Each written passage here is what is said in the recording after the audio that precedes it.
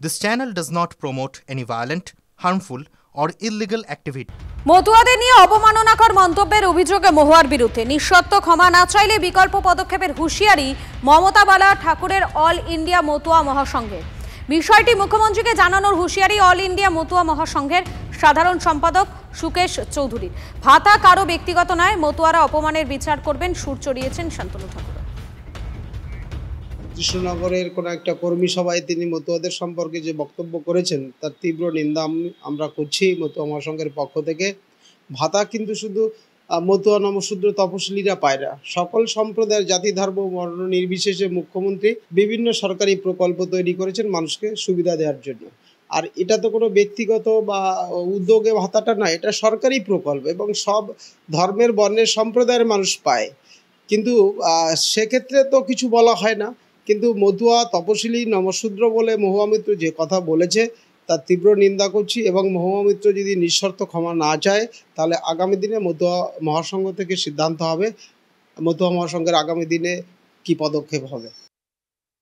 সম্পূর্ণ ভুল ব্যাখ্যা দিয়েছেন, কারণ মতুয়ারা কাঠের মালা পরে না, মতুয়ারা আচার মালা পরে, যেটা শান্তি মায়ের দেওয়া। মতুয়ারা ভাতার নেশায় ঘোরে না, মতুয়ারা ঠাকুরের নাম করে, সাধু সঙ্গ করে, তারা ভক্ত সেবা করে। এই ভাতার জন্য আমরা যারা সাধু গোসাই পাগল, এরা তো ভাতার কাঙাল না। আমরা ভাতা চাই না, আমরা স্বতন্ত্র ধর্মকে নিয়ে বাঁচতে চাই।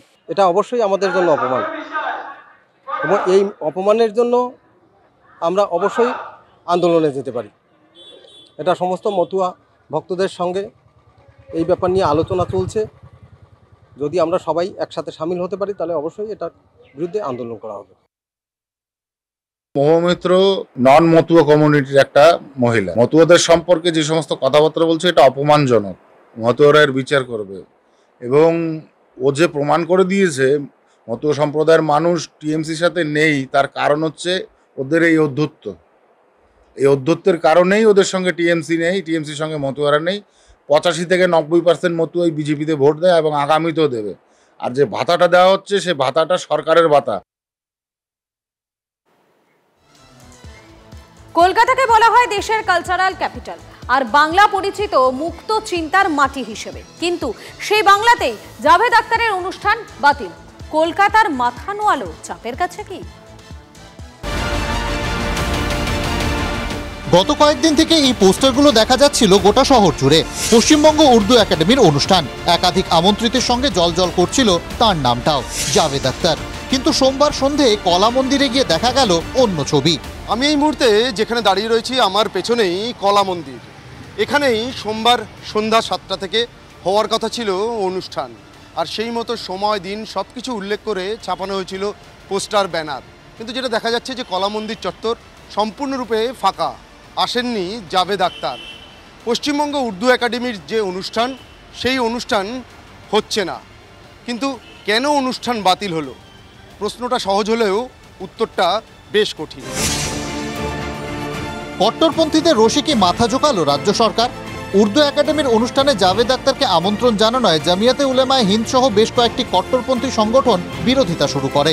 তাদের দাবি জাভেদ আখতার নাস্তিক, ইসলামের প্রতি সম্মান নেই। ये शख्स के आने से मुसलमानों में बहुत बेचैनी पाई जा रही है, क्योंकि इसने इस्लाम के खिलाफ बहुत बकवास बकी है, और ये इंसान नहीं, इंसान नुमा एक शैतान है। लिहाजा उर्दू एकेडमी से हमने बार बार गुजारिश की है जावेद अख्तर को इस प्रोग्राम में शरीक न करें। এই বিরোধিতাতেই কি পিছু হটতে হলো? যদিও কর্তৃপক্ষ বলছে অনিবার্য কারণে অনুষ্ঠান স্থগিত। At present we have just postponed the program. সেটা কি বলা যায় যে এই বিরোধিতার কারণে?